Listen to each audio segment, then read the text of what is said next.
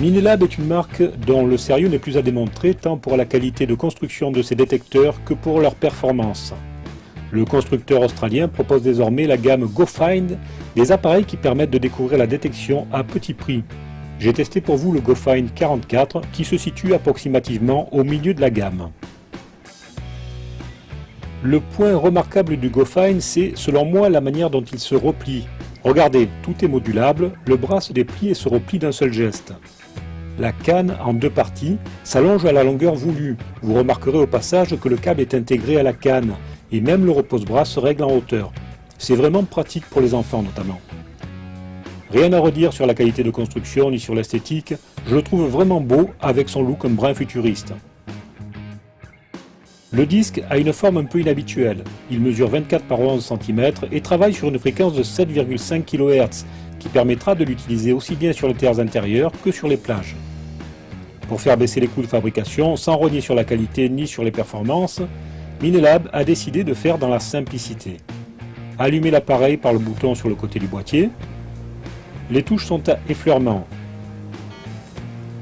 Ici, vous avez le réglage de la sensibilité.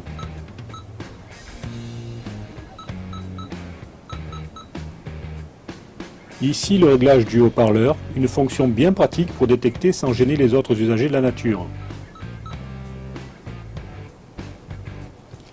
Ici, le réglage de la discrimination qui fonctionne sur 2 secteurs seulement, ce qui est amplement suffisant à mon avis.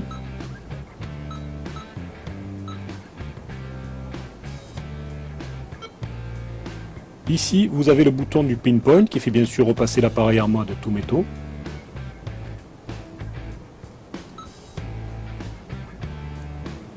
En haut à droite du boîtier, vous trouverez aussi une touche pour le rétroéclairage plutôt puissant de l'écran.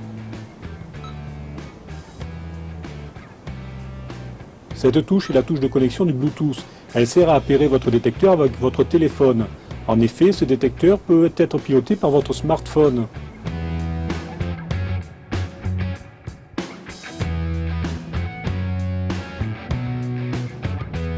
La discrimination est extrêmement précise. Regardez ici sur le clochon en mode tout métaux.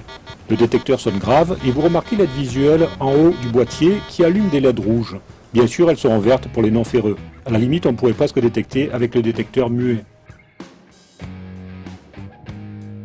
Maintenant, voyons la capacité du détecteur à identifier des cibles. L'analyse est vraiment très simple grâce aux 4 icônes et aux LED rouges et vertes. Une pièce de 5 francs en argent. C'est la 4e icône sur la droite qui sonne.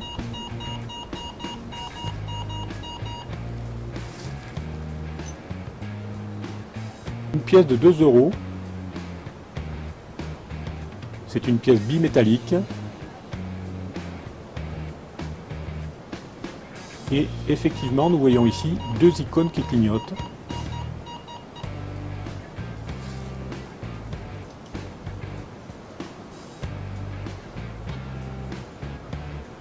Une capsule de bière.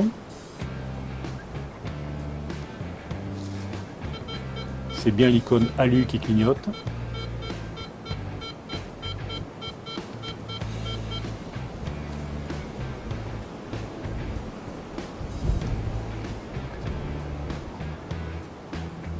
Une cartouche, là encore un objet bimétallique.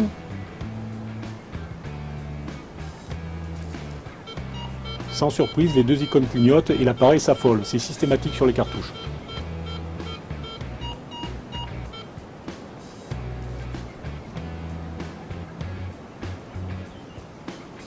Enfin, un clou.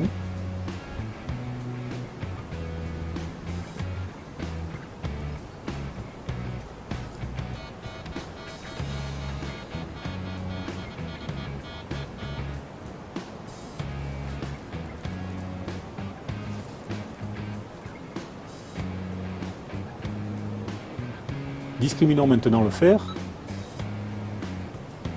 Et là, plus aucun son. La discrimination est parfaite.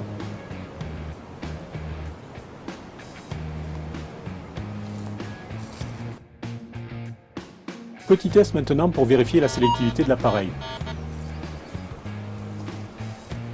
Ici, une vis en fer. Notre pièce de 2 €.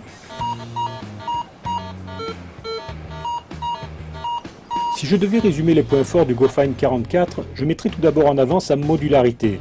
C'est vraiment un champion de la discrétion avec ses 55 cm une fois repliés.